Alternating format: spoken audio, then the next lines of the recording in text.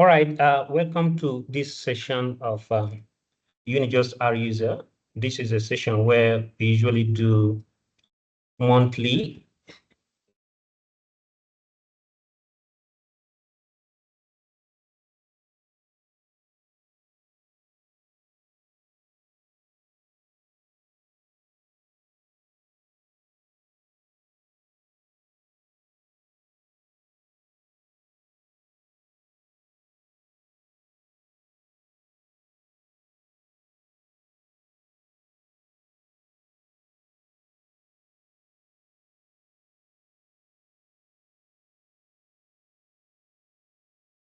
All right, this is the session that we usually do for Unijust R User, usually monthly for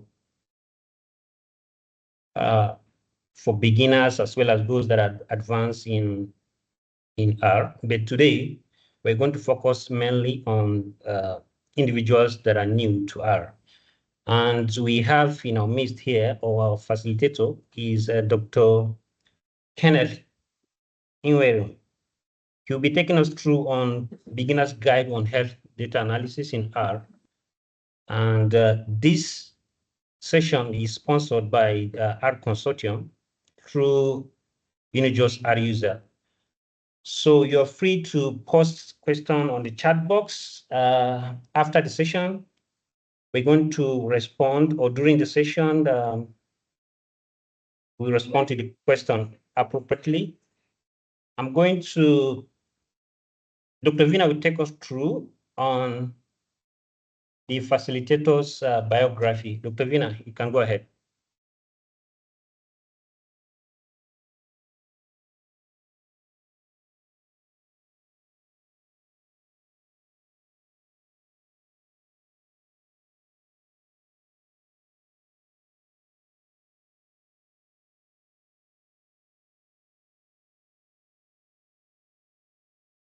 Dr. Vina, you can go ahead.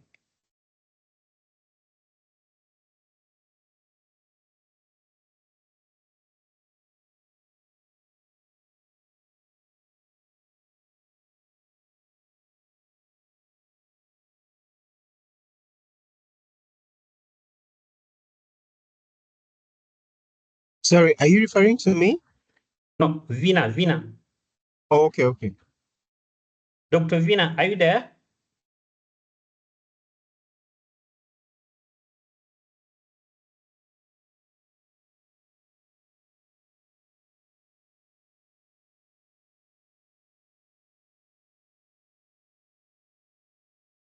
I think maybe she's having some challenges with internet connection.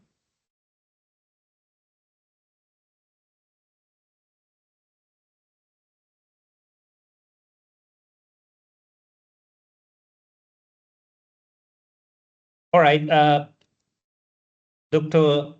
Kenneth Inwerin, if I spelled it, pronounce it correctly, he's a medical doctor and as well as an epidemiologist. He has over 10 years of experience in global health security, infectious disease surveillance, data-driven public health interventions.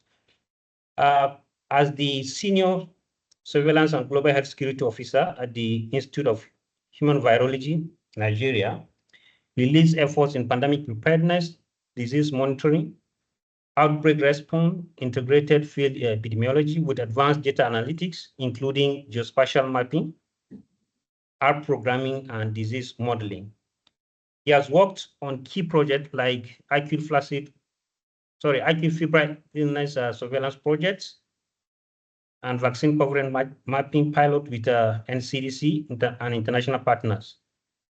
And his experience with MSF, that is Medicine Sans Frontières, to strengthen his expertise in emergency response and operational research in resource-limited setting. He is a certified R programming trainer with applied EP. He contributed globally to global epidemiology training, and he holds a Master of Public Health from the Royal Tropical Institute, that is Netherlands. And currently he is pursuing a fellowship in infectious disease modeling. Dr. Inwerim is an EPVAS fellow dedicated to using open source tools for equitable health solutions, supported by his peer review research on SARS-CoV-2, sickle cell disease, SCD, and also cost effectiveness healthcare interventions. He'll be taking us through, like I've mentioned, on basics from installing, though I've told us in our platform that you need to install R before this session. So I hope everybody has installed R in his laptop or whatever system that you're using. So he'll be taking us through on this basic introduction to R. I'm going to switch off my screen. Dr. Kenneth, you can proceed. Okay, thank you very much, Dr. Musaiko. Can everyone hear me properly? Yes. Okay, that's fantastic. I don't see anything. Can you see my screen? No, I didn't see your screen. Yes, from our own end, we can see your screen here. Okay. How many other people can see my screen? Can you just raise your hands if you can see my screen, or give a thumbs up?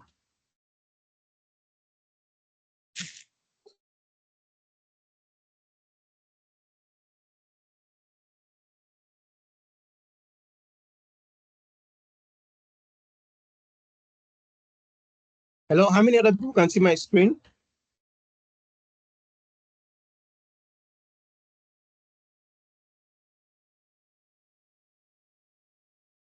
Can you guys hear me? Yes, we can hear you. And you can see Yes, my sir. screen, right? Yes. Okay. No, So I didn't. say it again. I didn't see your screen, sir. Maybe it's your network, because some people have already confirmed they can see my screen. Maybe you can okay. I'm going to stop sharing and share again. Probably it's your network. Okay, I can see a couple of hands that can already see my screen. Vina, Abdusalam Umar, Ifoma, Loretta Chuku. So I'm going to share again. Okay. So I've started sharing my screen again. Okay. So can anyone see the screen now?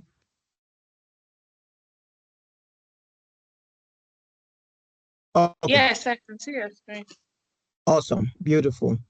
Okay. So first of all, I want to thank Dr. Musaiko for this opportunity to share thoughts on R programming with us. Excuse me. It's always an exciting experience for me each time I teach R. There's so much out there that R can do in all walks of life. So it's really a great opportunity that we have to learn this tool, and it can be life transforming. Sorry, can we put our mics on mute? Please, can we all put our mics on mute so that we do not interrupt the class? Okay. So it will really do you a lot of good if you take your time to learn this tool. R has done a lot for me, a whole lot. So I can assure you, if you also take out the time to learn this tool and apply it in your daily activities, it would tremendously transform your life. Okay, so having said that, again, I just want to thank Musa for this opportunity. Again, my name is Kenneth Enwerem. I saw he was struggling to pronounce the surname. It's Enwerem. Okay. So without further ado, I'll just take us through. So R is a programming language. So it's just like learning another new language. Maybe if you are Hausa and you say you want to learn Yoruba or something like so, that's the way R is. So learning new languages is never easy. It's always difficult in the beginning, but once you're able to push through that phase of inertia and uh, uh, uh, um, get to the other side, it becomes free flowing. So, like I tell all of my trainees, R is difficult.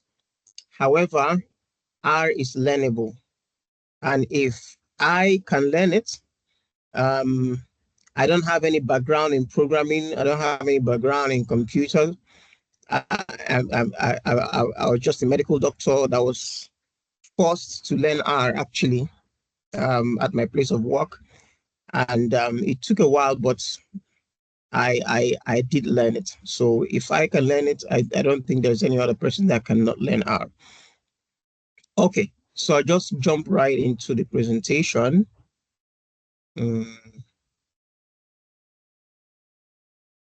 Okay. So first of all, let's ask ourselves what R is. Like I said, R is a programming language, right? R was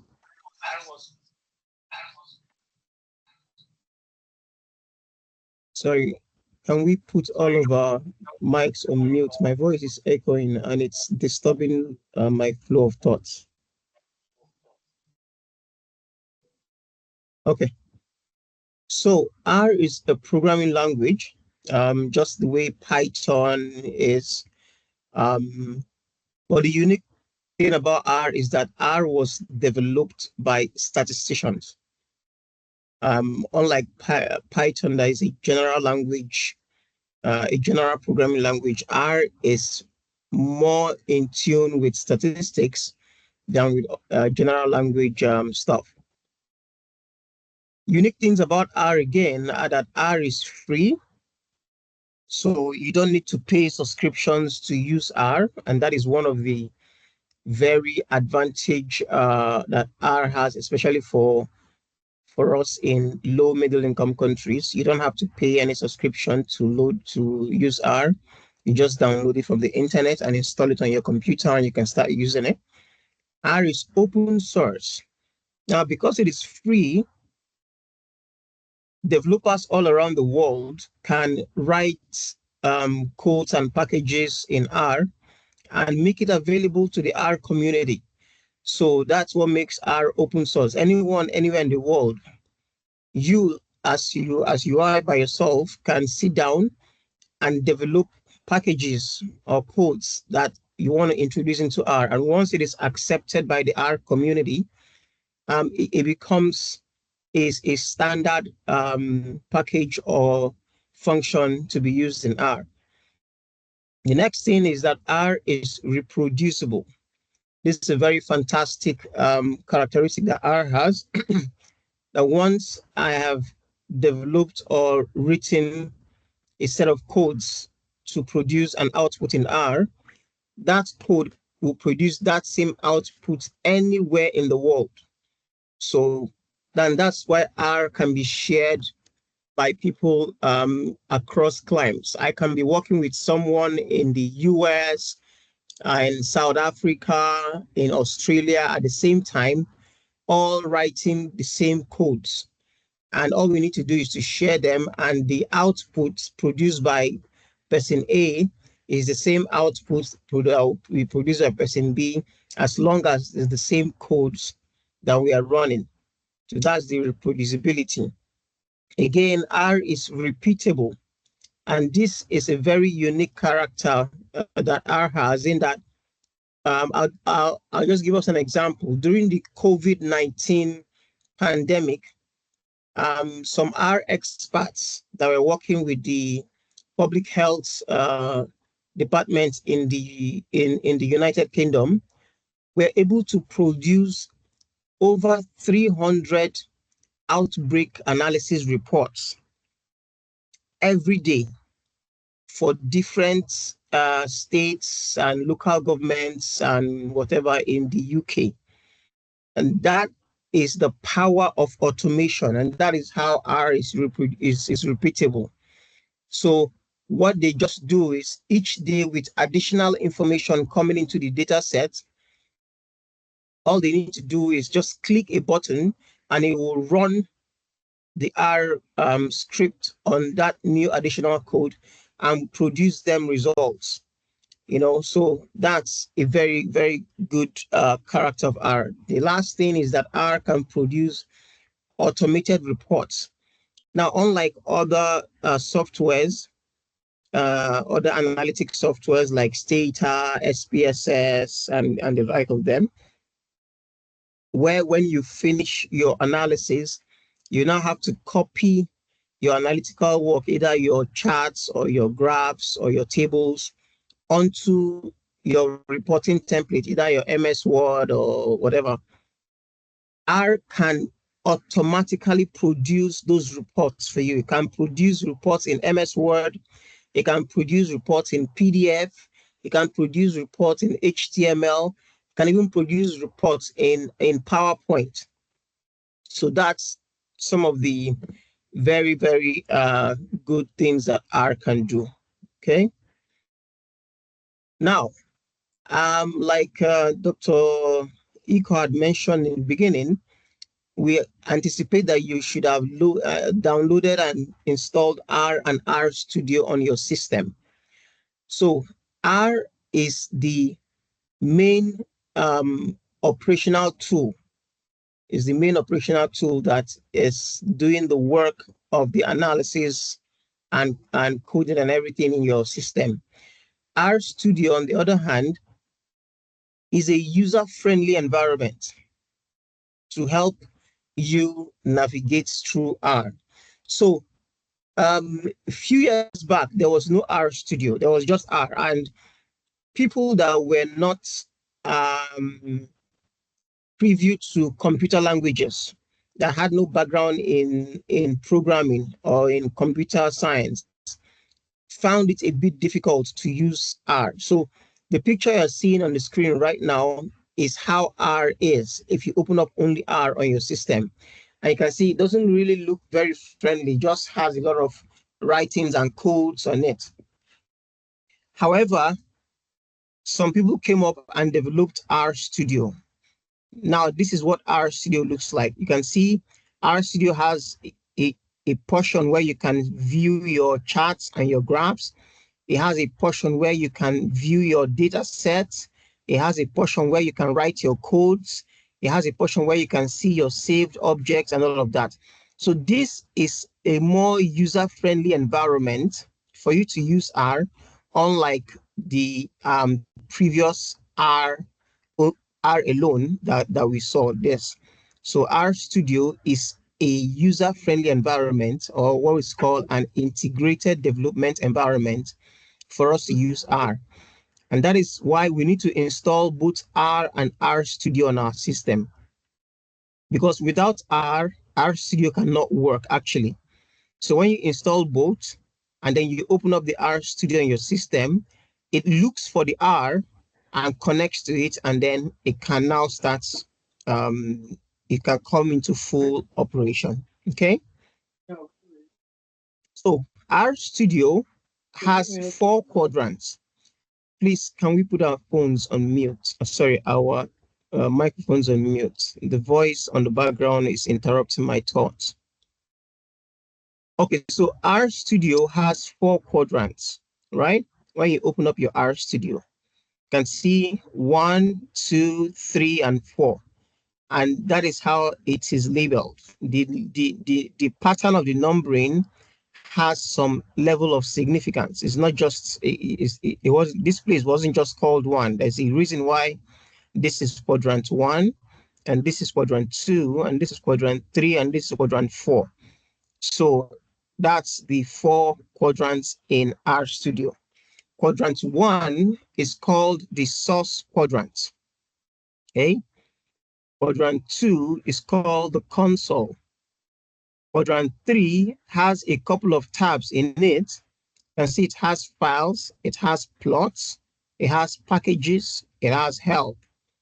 And then quadrant 4 has also a couple of tabs in it. This picture is actually the older version of RStudio. The newer versions have more things on their tabs. For example, the newer version has a tab called environment. It has history, it has connection, it has tutorial, all on top of the place where you can see my cursor my pointer right now.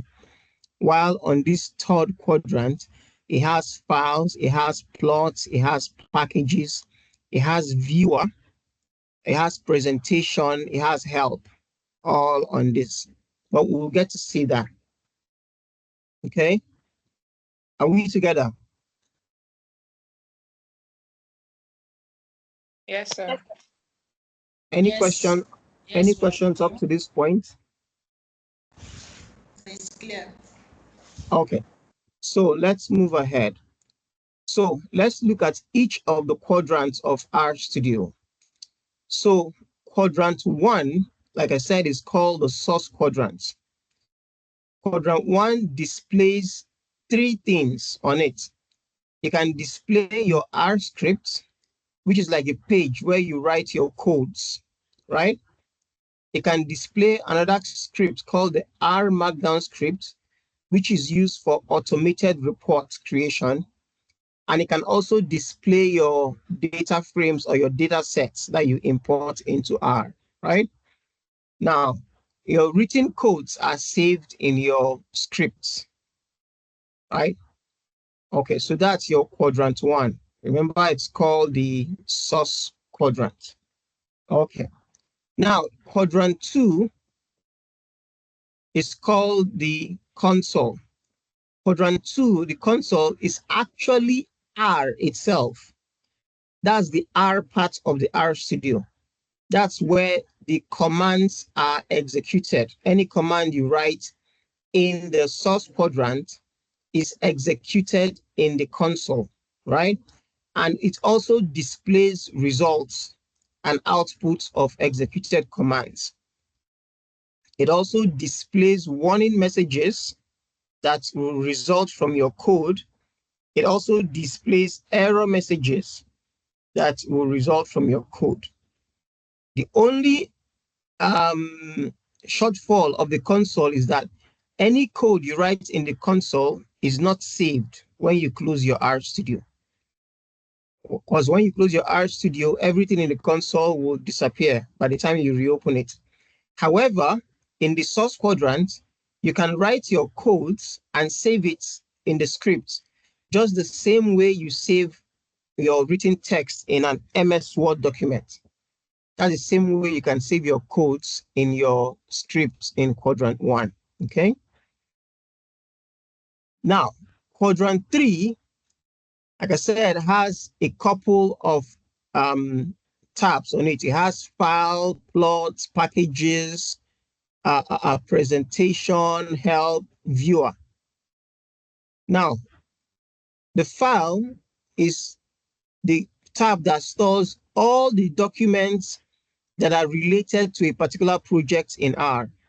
So this includes your R scripts, your data sets, your plots or your graphs that's resulted from your codes, any Word documents related to that project. So that's where it's in the files that R stores all of those information for you. Then the plot is where R displays all graphical outputs, right?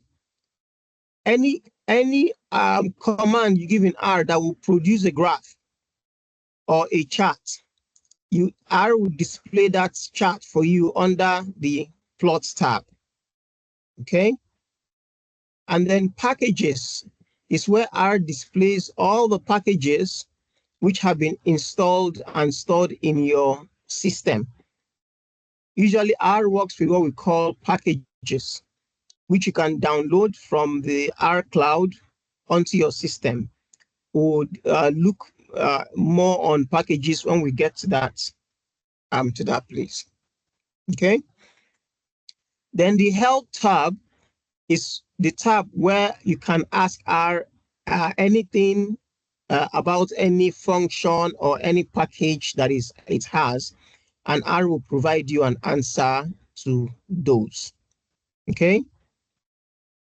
And then finally, quadrant 4 is where R has environment, history, connection, and tutorial. The environment displays all saved objects. So any object you save in R, we'll also find out what an object is very soon. Any object you save in R keeps it in your environment. Then history. History is where R keeps a record of all the codes and the outputs you have executed in any given session that you are operating that R studio. That's what the history tab displays for you. And then the tutorial offers you a self-paced free R tutorial that you can do at your own time. Okay. So I will open up my R studio so that we can just look at some of these things we have talked about right now. Okay.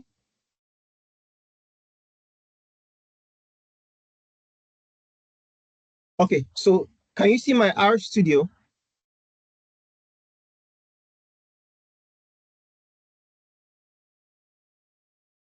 Hello, can you guys see my R studio platform? Yes, sir. Okay, fine. Yes, sir. Good. So these are those 4 quadrants we just Yes, you can described, see it. right? Now, the first upper left quadrant is your quadrant 1. The second lower left quadrant is quadrant 2. The lower right quadrant is quadrant 3, and the upper right is quadrant 4, just like we saw in that PDF document right now. Like we said, the first quadrant here is called the source quadrant, and that's where you can document your R code. For example, you can see this is where I document R codes. You can see them, right? Now, apart from the R scripts, you can also have what we call an R Markdown script. Please, can you put your microphone on mute, please?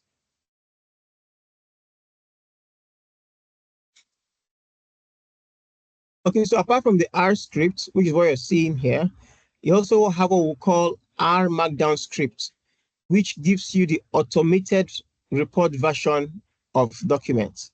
So this, you can see this tab with the red icon is an R Markdown script, while this one with the blue icon is an R script. Okay. Then the quadrant 2, like we said, is your console. And I said this is the R part of the R studio. This is where all the codes that are written in the scripts are executed, and the outputs are also displayed in this place. The third quadrant, we said it has a couple of tabs. So you can see your files here. You can see your plots. You can see your packages. You can see your help, viewer, and presentation. So your files is where R stores all of your documents related to that project. Your plots is where R would give you graphical outputs. So for example, if I run a code, let's assume I run a code from here, and I say, give me a histogram of a height variable in this data set. So can you see, I just asked R to run this code that I highlighted on the second quadrant, and then it's giving me the graphical outputs under the plots tab in the third quadrant. Can you see that?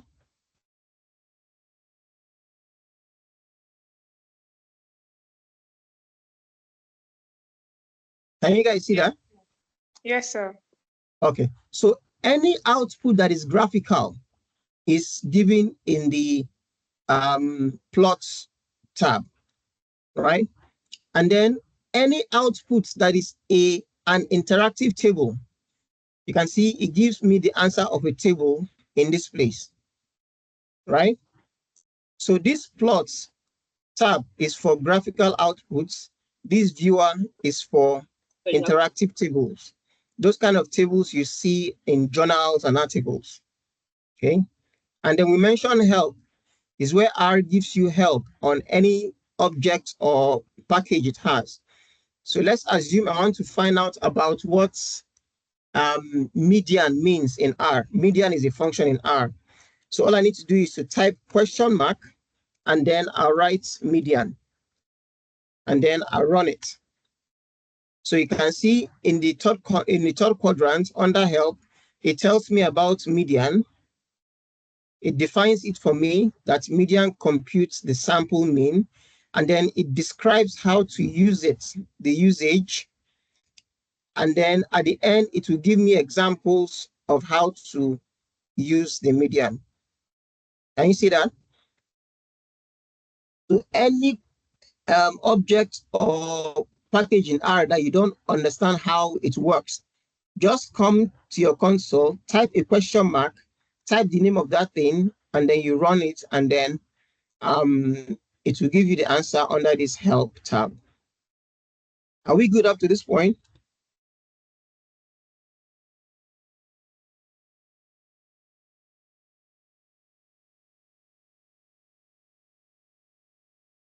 Yes, sir.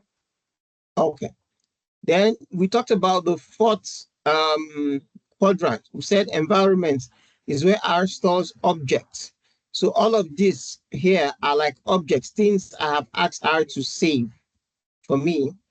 And then history is where R keeps a documentation of all of the codes I've written. So you can see these are all the codes I've written during my session. You can see the last two we just typed now. This histogram and then the median that we just typed now. So as you keep typing, more codes keep appearing. So all the history of the codes are given to you under history. And then this is a tutorial that you can follow, a self-paced tutorial in R and learn at your own pace. Connection is not really important for us at this level of training. Okay, let's go back to our slide. So we just saw the 4 quadrants in R. Now, R has built, because people usually complain, okay, I have my R and R Studio. Where do I get data to practice with? So R factored that challenge, and R has built-in data sets that come with the installation. So when you install R and R Studio in your system, then you have access to data sets that you can use. And how do you get them from your data set? You just where was I now?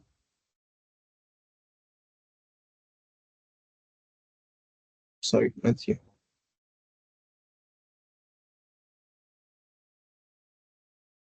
Okay, so you just come to your console and just type data, brackets open and brackets close, and then you run it. This is the run button. Can you see the run button here where my pointer is? So I just run it. I click on run, and then it gives me a list of all of the data sets I have access to in R. So you have close to 100 data sets that you can use in R to do whatever work you want to do. Okay. So that's accessibility to data sets. Okay, let's go back to our slides. So these are data sets in R. And I think I have described how to get help in R. Where you need is just type a question mark and the name of the stuff you don't understand, and then R will give it to you. Okay. Now let's look at objects in R. So an object in R is anything that you save.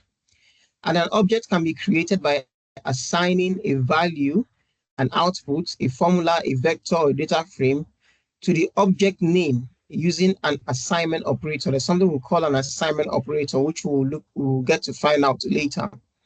So once you do that, that thing becomes an object in R. So I'll just give a demonstration of that. So assuming we want to create an object of names of local governments in Jos, for example, and I call the object name LGA, and then I put in my assignment operator. Assignment operator is less than and minus sign. Okay, and then I put to combine the names of LGAs in Plateau State. So I know there is Basta, there is Just North, there is Just South, and then let's just do for Rio, for example. So what this code means, what I'm asking R to do in this code is that I want you to store these names as an object in R that will be called LGA. So if I run this code now, you will see this name LGA will appear in my environment in this place and to be saved as that. So if I just run this now, I go to run and I click run. Can you see LGA has appeared in my environment? Can you see that where my pointer is? So R has saved these four names here, these four names as an object called LGA. So anything you assign to an object name becomes an object in R. So let's assume I want to assign 30 to X. I say X and then I assign it to 30. If I run this, R will store X as an object in the environment with a value of 30. So if I click on run, so you can see X has been stored with a value of 30. So that's what objects mean. Anything that you assign using this assignment operator here that I've highlighted becomes an object in R with the values on the right-hand side of that equation. Okay, so let's go back to our slide. So that's an object in R. So you can see examples. So here they assign 37 to an object name called number. In the second case, they assign Henry to an object name called name.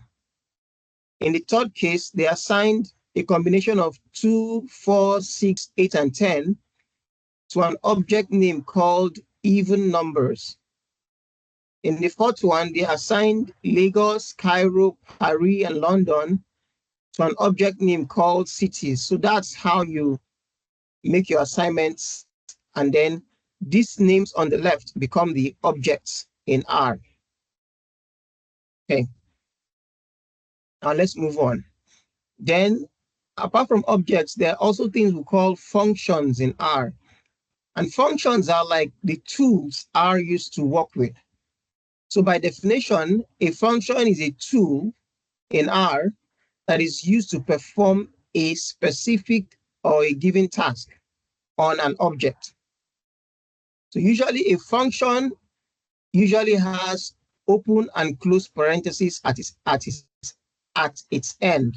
For example, you can have a function name and then it will have open and close parentheses. Can you see that? So let's assume a function is open, for example, then it has open and close parentheses, and then you put the object which the function will work on. So for example, if slice is the function, the object is bread, because slice will work on bread. If open is a function, the object will be drink because you open a drink. So that's how functions work. I'll give us an example of a function in R. So let's go back to our R studio. So for example, sum is a function. Sum is a function. It has its brackets open and close. And sum means add up the certain numbers that you're given. So let's assume we're doing 3, 5, and 2. So this means add up these numbers 3, 5, 2. 3 plus 5 plus 2 is 10. So if we run this code now, R will give us 10 as the answer. So if I run it, so you can see in the console, R has given us the answer to that code as 10, because the sum of 3, 5, and 2 is actually 10. Okay? So that's how a function and an object work. Does that make sense?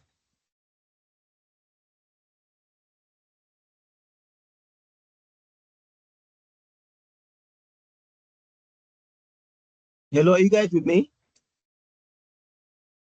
Yes. Yes, please. Are we following, or am I too fast? Or am I too slow? The speed is fine. Okay, thank you. So let's go back to our slide. So those are functions in R. The next thing we're going to deal with is packages in R. So a package is like a collection of functions in R. That's what a package is.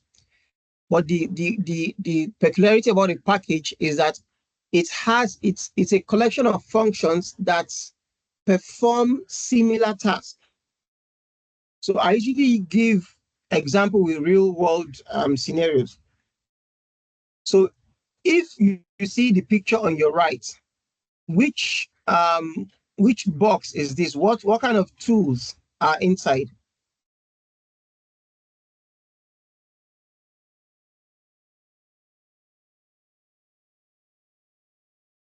Anyone?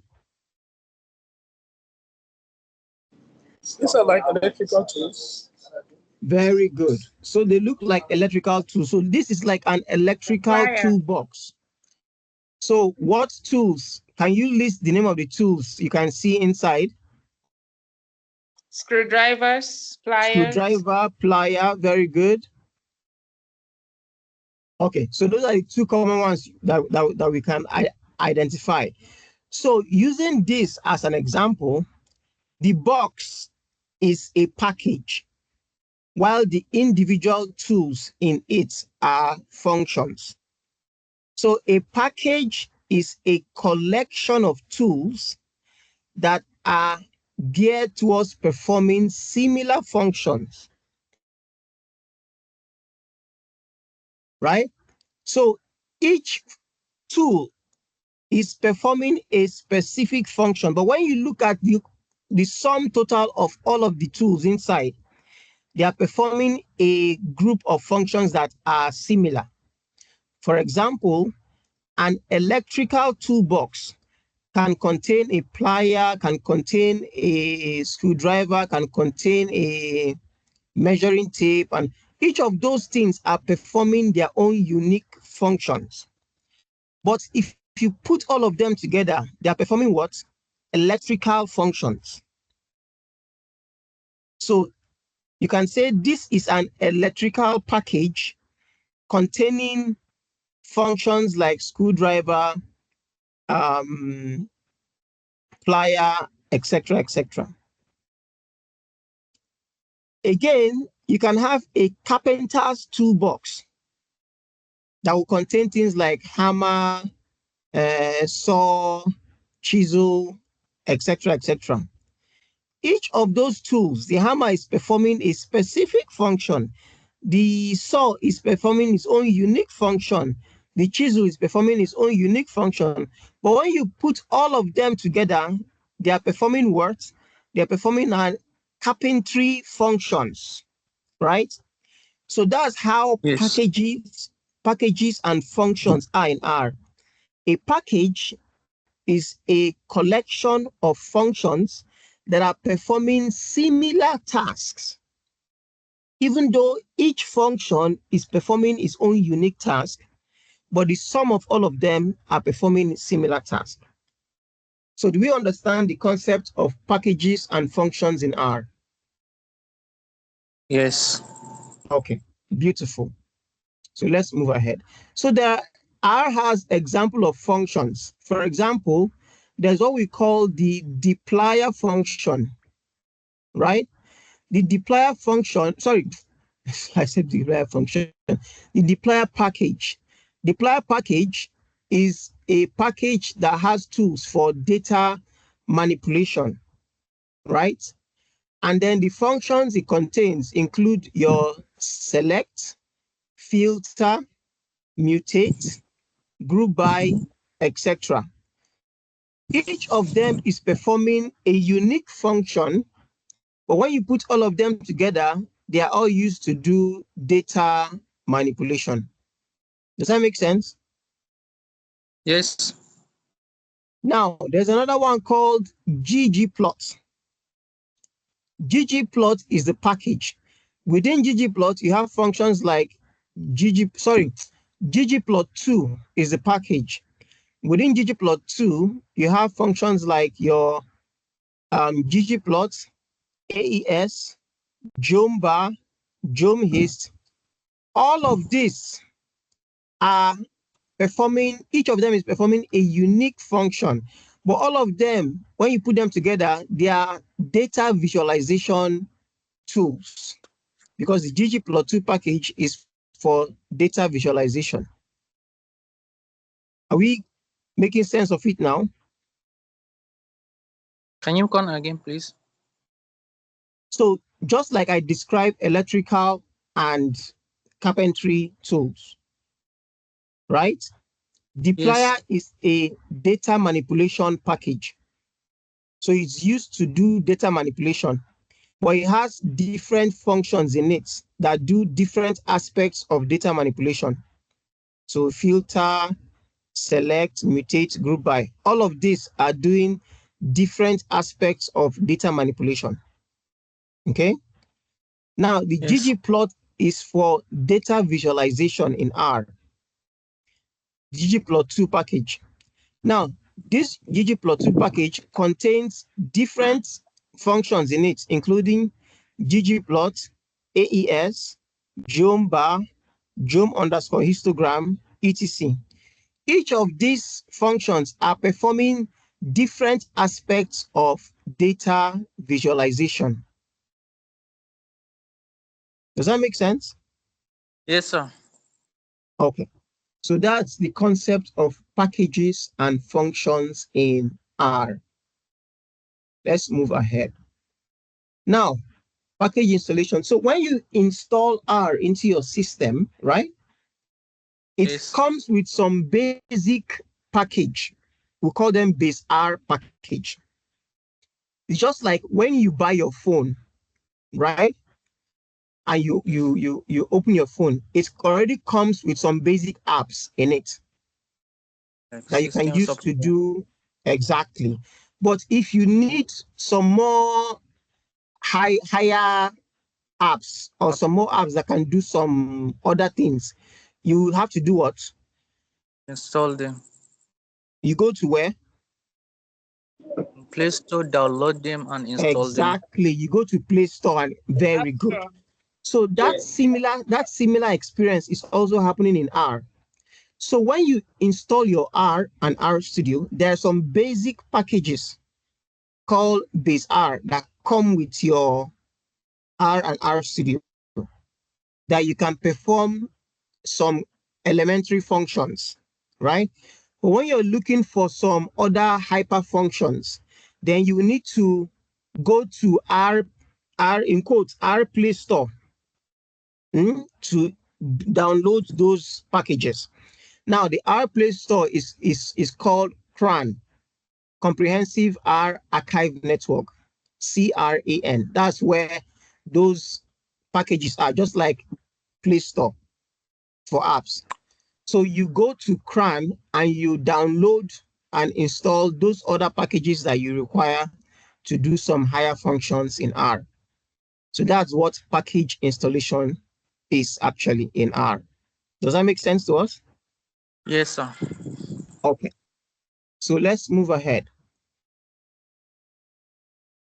So there are ways to install packages in R using what we call either the local, let me not say local, the old way, which is using install packages function, or the new way, which we use, which is now the Pacman payload. We'll see this demonstrated in our R studio. Okay. Now let's move to operators in R, right? So just like I said, R is a language, just like Hausa, Igbo, Yoruba, English, whatever. R is also a language. So you need to understand how to use certain things in R in order to make your language effective, right?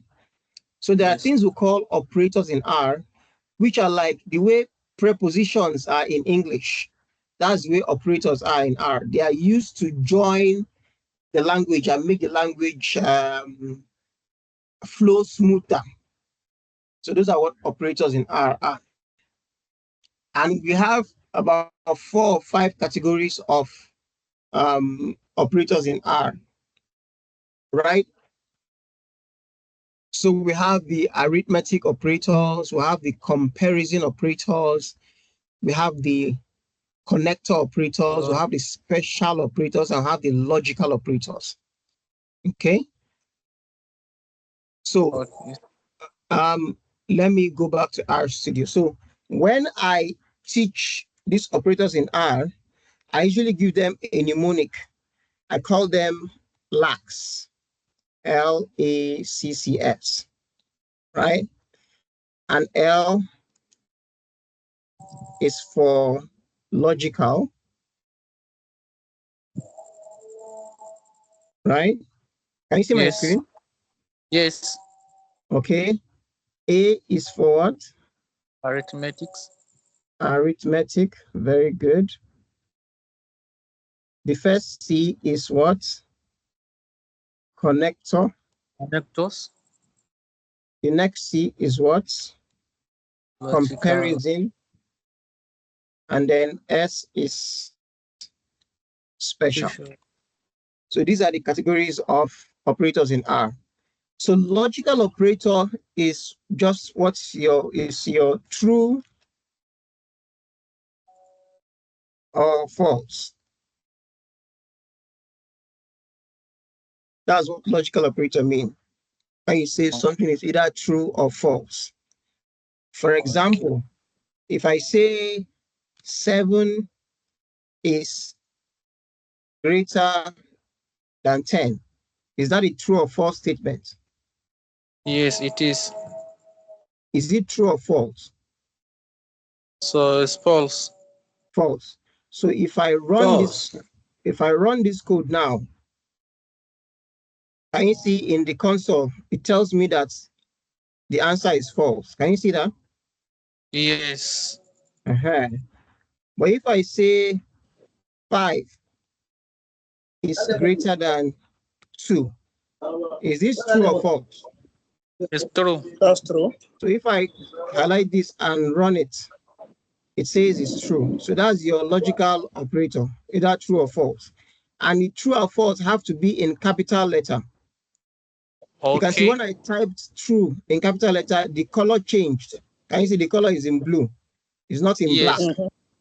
Because Yes. R understands it differently from if I just write true like this.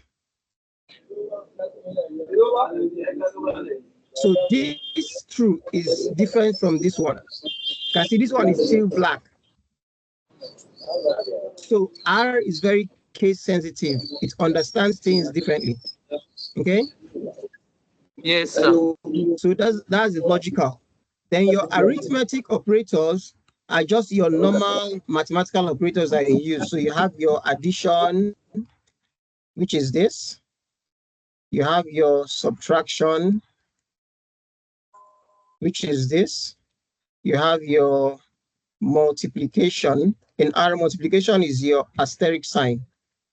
And then you have your division, which is your forward slash. And then finally, you have your exponential. Like when you want to say something raised to the power something, which is this. This sign is seen if you look at your keyboard on top of number 6. That's where you see this sign. Can you see it on your keyboard? Yes, sir. Yes, sir. Oh, okay, so that's exponential. So to have examples, we can just say, sorry, let me put in a hashtag here. So to have examples, I can just say 2 plus 7, which will give us what? 9. Can you see 9. it? If I run it, it gives us 9. Yes. If I say 9 minus 6, I run that, it gives us 3. You can see 3 there. I Yes. say 2 times 5.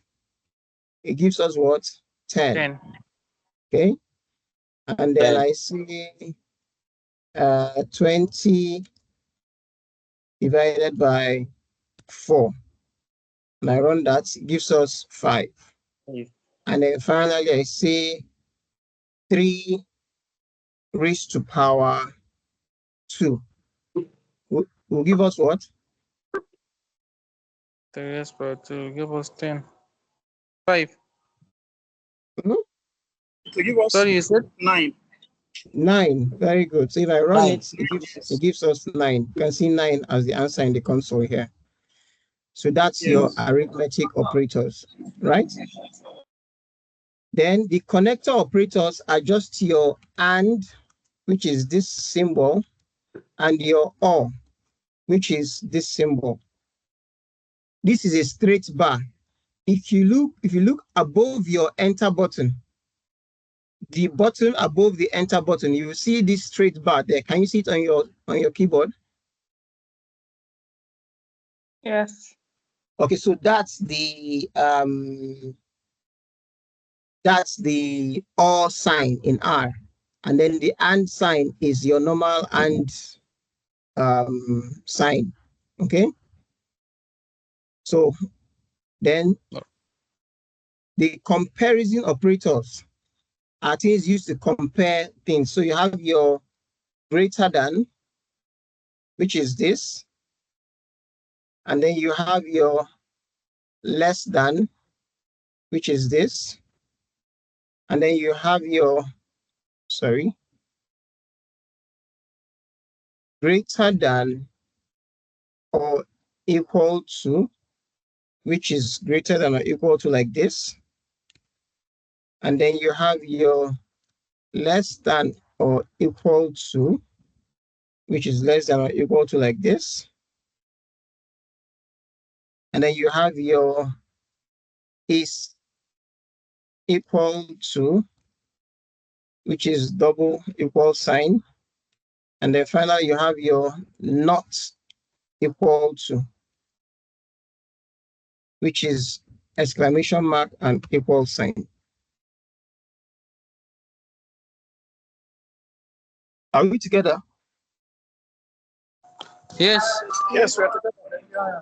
Yeah. So these are how you write your greater than, less than, greater than or equal to, less than or equal to, is equal to, not equal to. Okay. So when we get to where we'll see how to use them, we'll use them. Now, if you notice, when I type some things, I will put a red circle with an X inside. Can you see that?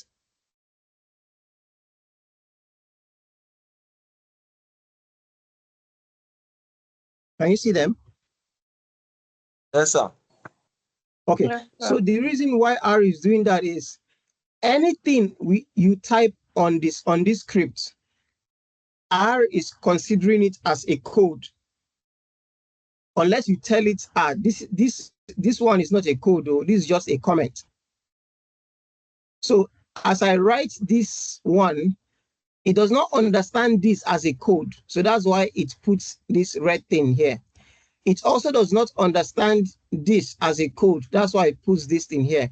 So when you want to make a comment in R, you put a hashtag in front of your of that line. So if I put a hashtag in front of this right now, and in front of this right now, you can see that red thing has disappeared. If I put a hashtag in front of this, which is not a code, this is not a code, you can see those red things are disappearing. As I'm putting those hashtags.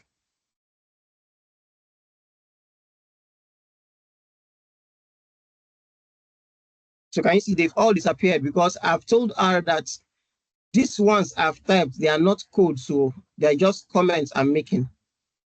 Does that make sense? Yes. Okay. Yes, it does. Okay. So we have seen our arithmetic. So I'm going to put a hashtag here because this is also not a code. Also here. So anything that is not a code, that is just a comment, I'm going to put a hashtag in front of them. Okay. So you can see these ones are codes. So R understands it as a code. This one is also a code. Yeah, Mr. Kanu, your hand is up. Yes, I just have a question there because before now, the ones you are putting the hashtags on now, we're not having the red asterisk beside them. So what happens to them earlier? Yeah, sometimes R may forget, but when you now run your script, it will show you error. So the onus is on you. Anything that is you know that is not a code, you're supposed to put a hashtag in front of it, so that R will know. So if I may understand that now, it means that when the hashtag is now fixed, it means at the end of the day, instead of getting that error, it will give you exactly what you want. Exactly, yeah. Okay, thank you. You're welcome. Okay. Let's remove this. So we've looked at logical operators, we've looked at arithmetic operators, we've looked at connector operators, we looked at comparison operators. Now the last one is our special operators. So special operators, number one among them, so I'm going to put a hashtag because I'm making comments now, is our hashtag. So let me start with it. So you already know what a hashtag is used for. It deactivates a line of code, or it's used to make a comment, right? Are we good on that? Yes, sir. Okay, so Yes, hashtag is one of the special operators. Then the next one is your assignment operator. So let me put a hashtag because it's a comment I'm also making. So assignment operator, which we saw when we were creating objects. That is this less than sign and minus sign, right? It's used to create objects, right? Let me put in brackets, used to create objects in R, okay? Then the next special operator is your subsetting operator. So, or should I call it your indexing operator? No, subsetting. Which is your $sign. So what do I mean by subsetting operator? So let's assume you have a data set, and that data set is called malaria. And it has variables or columns inside. It has age, sex, date of onset of symptoms, etc., etc. And you want to specify one of those variables. Let's say you want to specify the sex variable in the malaria data set. How you do it is that you say malaria $sex. Sorry. So what this means is that you are specifying the sex variable within the malaria data set. So you are subsetting or specifying the sex column / variable within the malaria data set. So that's what this means. That's what this malaria $sex means. Okay? Does that make sense?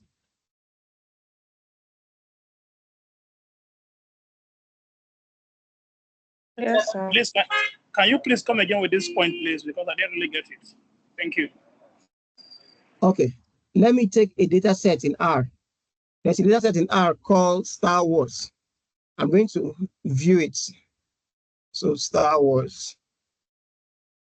So these are data sets in R, right? It's called Star Wars, and it has name, height, mass, hair color, skin color, etc., sex, gender, right?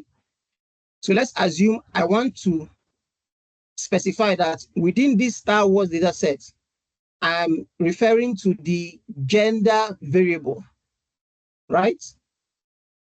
So in my script, I'll write Yes. Star Wars $gender. So what this means is that I am specifying the gender variable within the Star Wars dataset. Does that make sense? Yes, sir. Okay. So let's assume now I want to create a table of the gender variable within the Star Wars dataset. I can say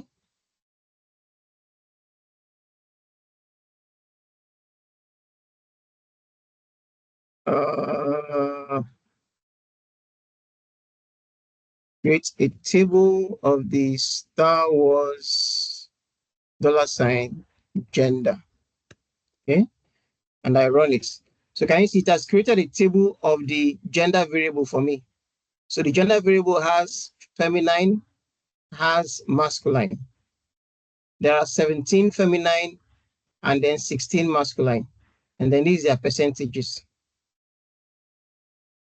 And why we do this is that you might be working with multiple data sets in R at the same time.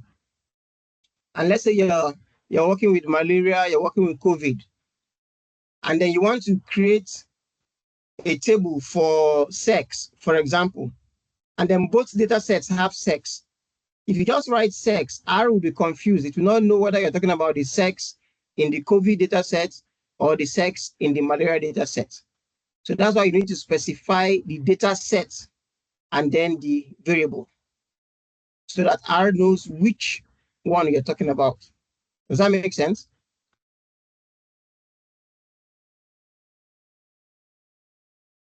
Yes, sir. Okay, great. Where were we now? Okay. So we talked about the hashtag, we talked about the assignment operator, we talked about the subsetting operator. Then there is also the pipe operator.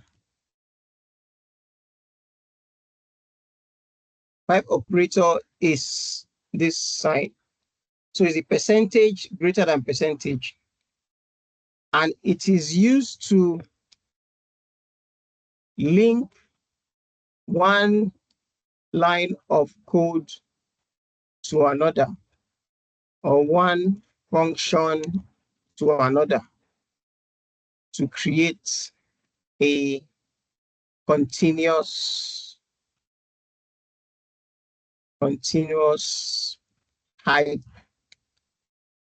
chain. So in R, instead of writing each line of code separately, you can actually link them together using a pipe operator. So I'm going to just write a small code using a pipe operator.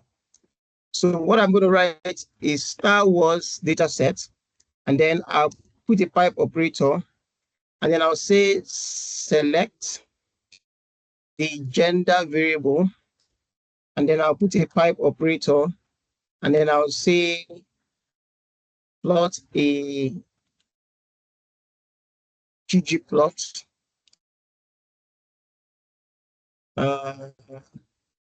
AES gender, and then I will geom underscore bar, and then I will color it black, and then I will fill it with teal blue. Okay, so look at this code now. First of all, this is data set, pipe operator, select the gender variable, pipe operator, and then plots a bar chart on it. So if I run this now, so it gives me this bar chart you can see on the right, right?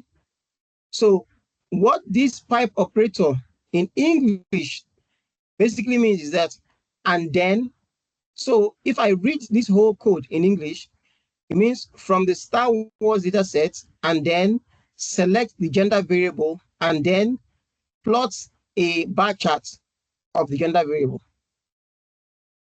So that's what the pipe operator does. It joins functions together in a long pipeline. We'll get to see more of it when we get to where we will use it. At this point, I'm just letting us know it exists and what is useful. Is that okay?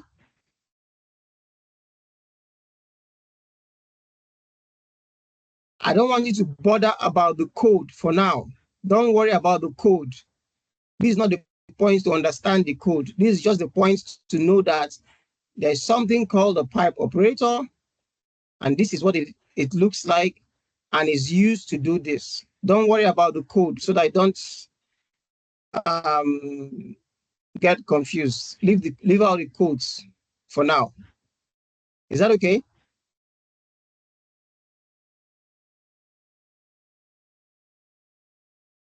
Yes, sir. Yes, Okay. Okay. Awesome. Okay, we have barely like 9 minutes to the end. Let's see if we can do one more thing before we go. Okay, so this is just my description of those operators, comparison. We've explained all of that in our R. Okay, so the next thing is creating project. No, we cannot do that in 9 minutes. Okay, I think this is a good place to stop. And then take questions. We've just given an overview of what R is, what R Studio is, the 4 quadrants of R Studio, and then looking at functions, packages, objects, and then finally we looked at operators in R, data sets that are built in R, how to get help when you need it in R. Yeah, those are what we did today. So this would be a good time to take questions before we end the session here. Thank you, everyone. Let me hand over to Dr. Musa Iko.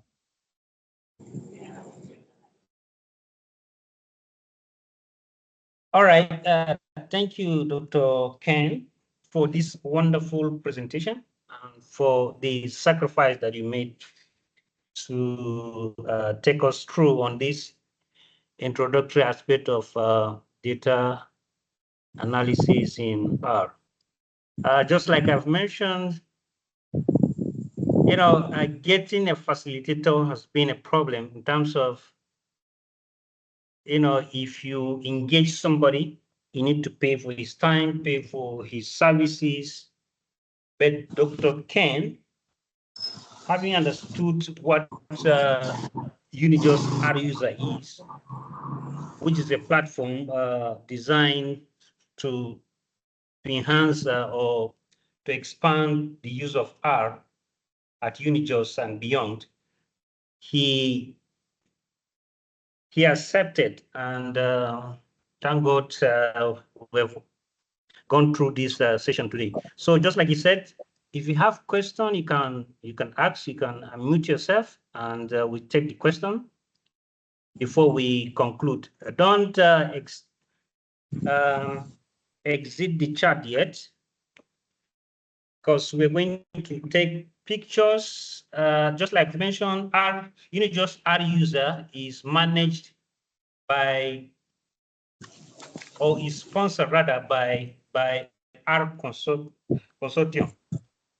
So they've sponsored the session in terms of making, making some funds available for use of online platforms such as these Microsoft Teams that we're using, buying some internet services such as router, and making some subscriptions, and any other things that we want to do in terms of making our or expanding our community. So this session is free. You don't need to pay anything. And subsequently, we're going to see more of these sessions. Last year, we have done some of the sessions, but we hope this year we'll do more. And if you're just joining, just be patient, just like he said in the course of the training. Don't worry about the code yet, because some people will just be worried today. What is this code? How am I going to input that? Don't worry. It's a new language. You're going to learn it. Just like he said, if somebody can learn such language, me too. Why not? I can. So we take questions before we take pictures, because the pictures we are going to send it to our consortium in terms of our reporting. Because any session we held in this platform, we need to report about the activities that we have rendered. And if you could remember, last year we've given out some internet tokens for participation. So we may not, depending on how I can see today we are up to 14 or 15 rather. So we decide later to see whether to give internet token or not. All right, question, comment?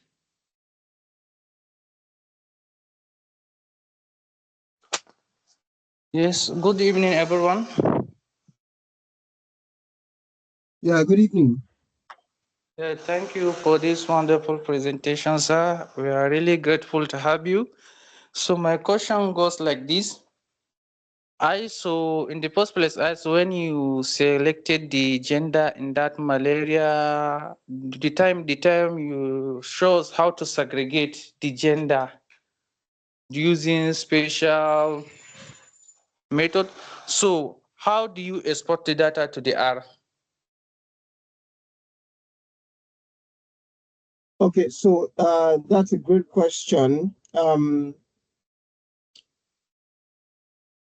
We are still in the introductory part of these lectures.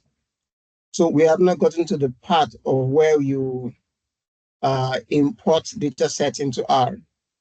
So this is just an overview of the R environments and the R language. So let's not jump the gun. That when we get to the part where you would import data into R, then you can import data into R. The data set I used for today's demonstration is a data set that is already available to us in R. I didn't have to import it. It's already inside R once you install your R in your system. That's the Star Wars data set. It's available and accessible to you in R. And that's what I used. Okay. Okay. Yes, thank you very much. Yeah.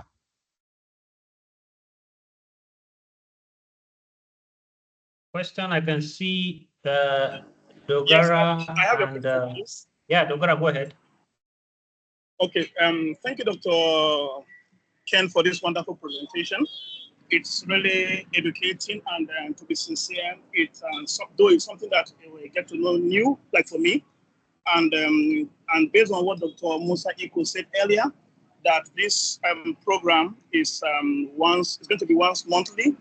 I'm just suggesting, because there's possibility of people like us that are just coming up for the first time to somehow forget something like this. But if we can have it, maybe after, since it's been recorded, if we can have it sent maybe to the WhatsApp group or via email, so that at least we can go ahead from time to time to see how we can get acquainted to it, I think it will really go a long way.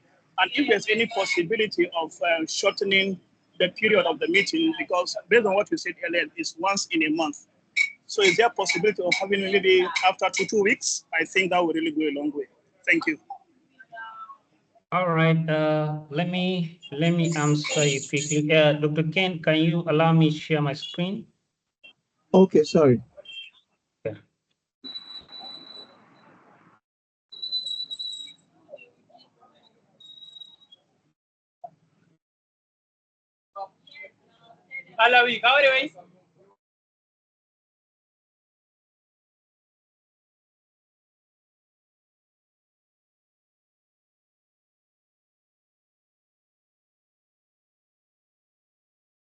Sorry, just a minute. Okay.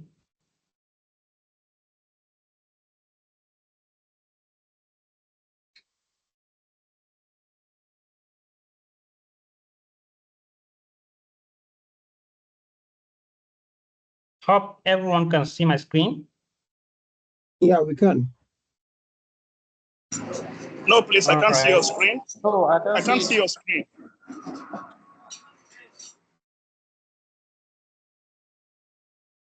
You can see. Let me reshare again.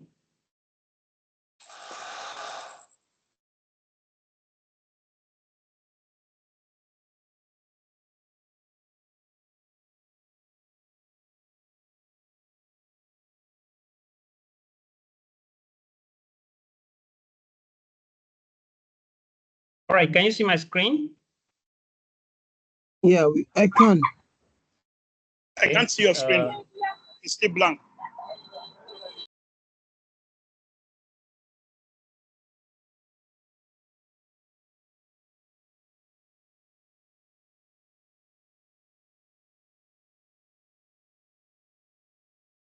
Can somebody confirm whether, aside Dogara?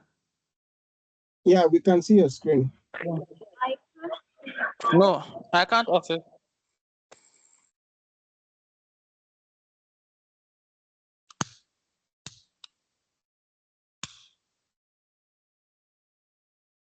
You can see my screen? Yes, we can't. I still can't see your screen.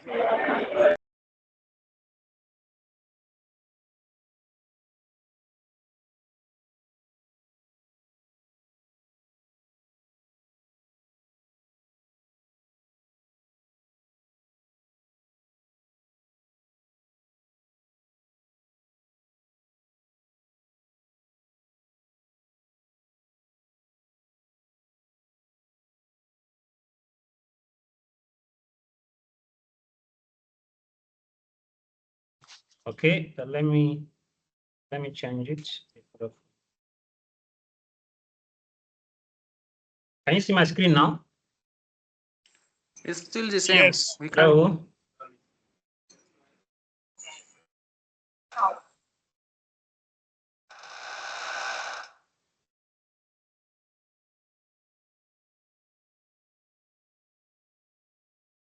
Hello? Yes, now. Yes, I can see your Yeah, screen your now. screen is. Dr. Ken, can Your you see my screen is screen? visible. Yes, I can. Yes, I can. All right. These are the contacts. You can We are on many social platforms such as Facebook, LinkedIn, as well as YouTube. And just like I've said earlier, the session is being recorded and we'll upload it to our YouTube channel.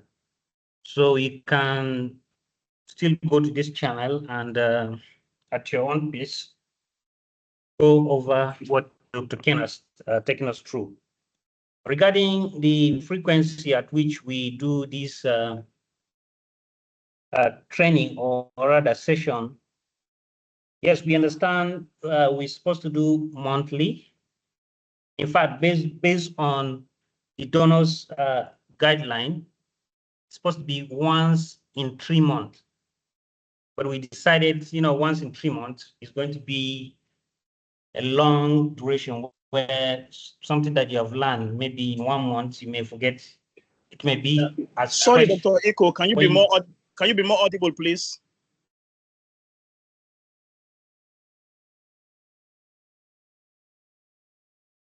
Can you confirm whether you can hear me clearly?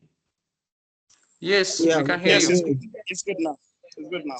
Yeah, okay. What I was saying regarding the frequency at which we do the training is that usually based on the donors guideline, based on our consortium requirement, we're supposed to do a training just one in 3 months, but we can do more than that.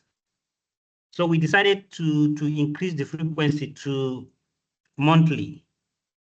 But since I'm seeing the demand, we will see how we can go over this to engage many facilitators, maybe bi-weekly, as soon as possible. Dogara, are you okay? Yes, thank you so much. It's fine. It's fine.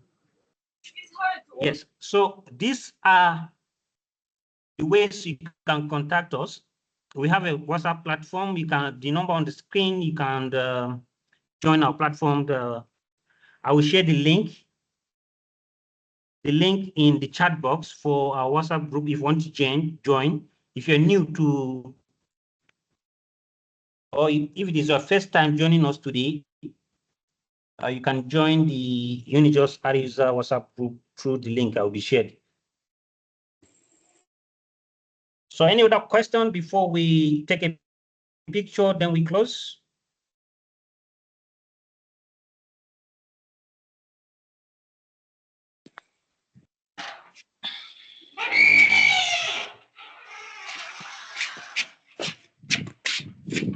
Hello?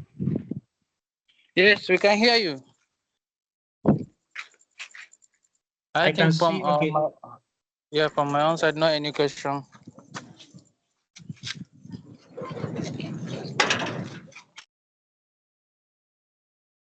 Okay, I dropped the WhatsApp link for Unijust R user. You can join if you want, or if you're just new.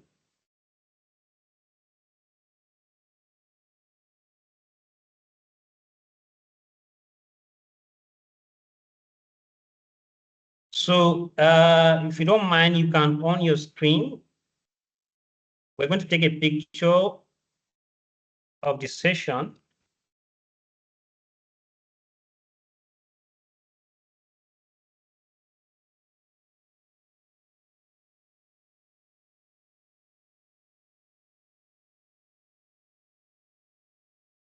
You can turn on your camera if you don't mind.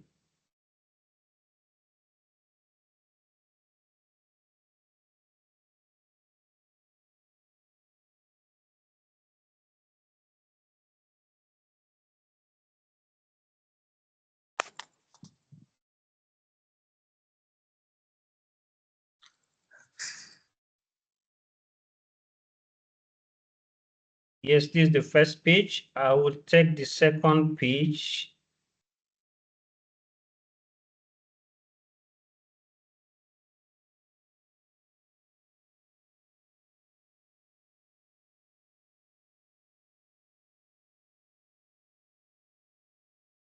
I can see some people turning on the camera. Thank you. Let me resnap it again.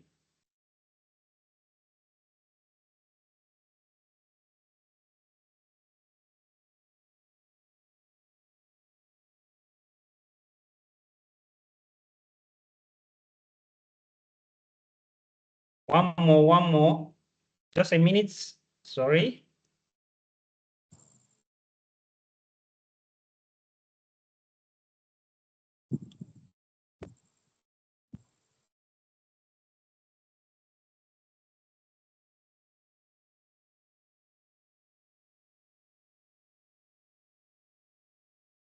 Yes.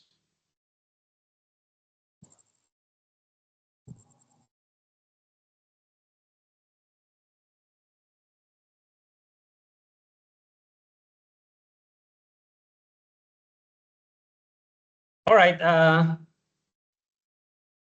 Thank you very much for the participation. Just like I've said earlier, it has been a wonderful moment. Thank you, Dr. Ken, for your sacrifice in taking us through. We may still contact you to still give your services to just our user, just like you all know that our platform is not really, let me just say, the income-based or organization. Rather, it is just an association sponsored by our consortium to propagate use of R. So, anybody with another question or comments before we close? Fine, I'll be glad to help out. All right. Thank you very much. So, before we round up, before we exit, you can drop your number or your name, your full name on the chat box, or if you're in the Unijust R user, you can drop in your full name and phone number. Those that have joined today, like I said, like last year, we decided to give internet token some changes for us to recharge our phones and join the session. So I may be contacting, because I'll go through the list and see those that have joined and reimburse them with some token. All right, thank you, Dr. Ken. Thank you everyone for joining for today. We'll post subsequent meetings in our platforms and all our social platforms.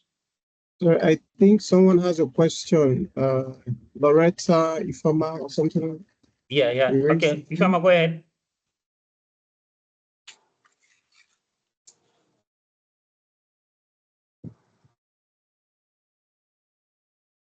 Ifama,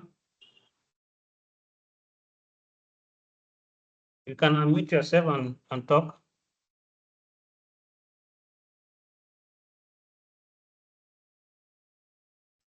Maybe it was a wrongly raised hand. But go on ahead, Musa. All right.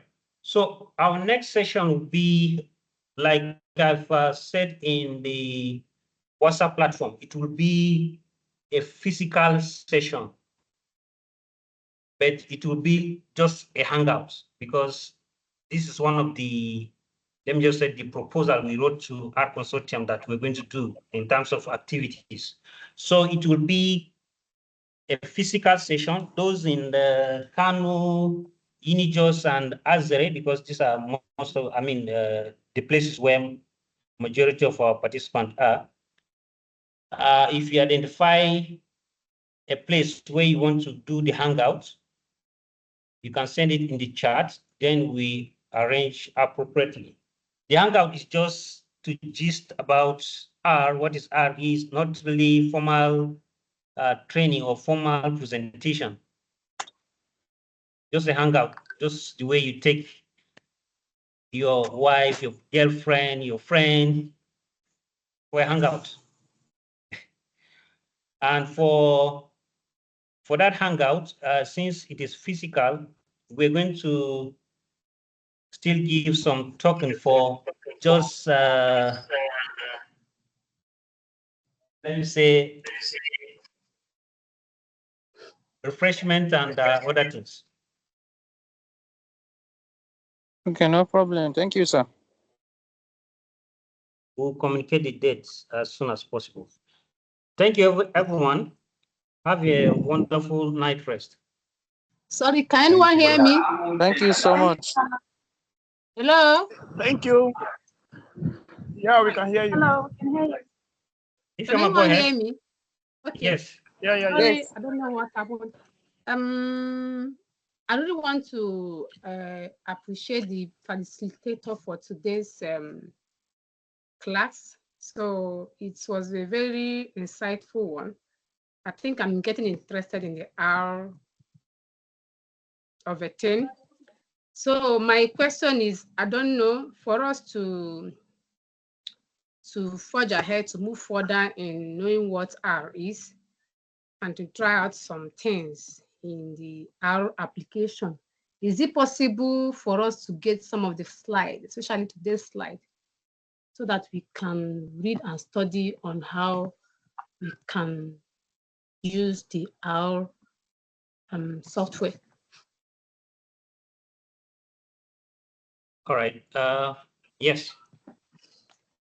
Yeah, so Musa has already said you will get the video recordings. I think that will suffice for what you intend to do. Okay, no problem, sir. Thank you.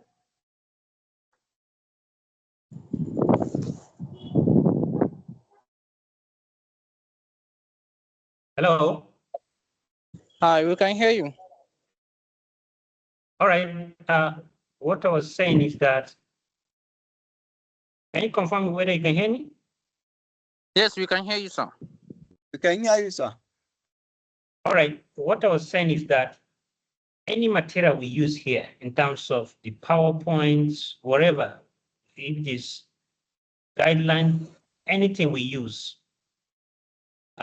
need to be shared freely, because anything we do here is supposed to be free, just like we receive freely from our consortium. So Dr. Ken, if you don't mind, maybe share with us the slide you used, and we will send it to our participants.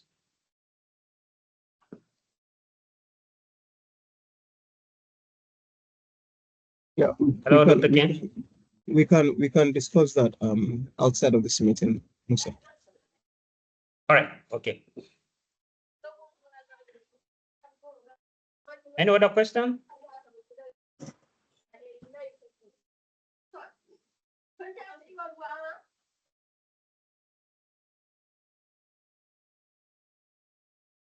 I think no All any right. questions.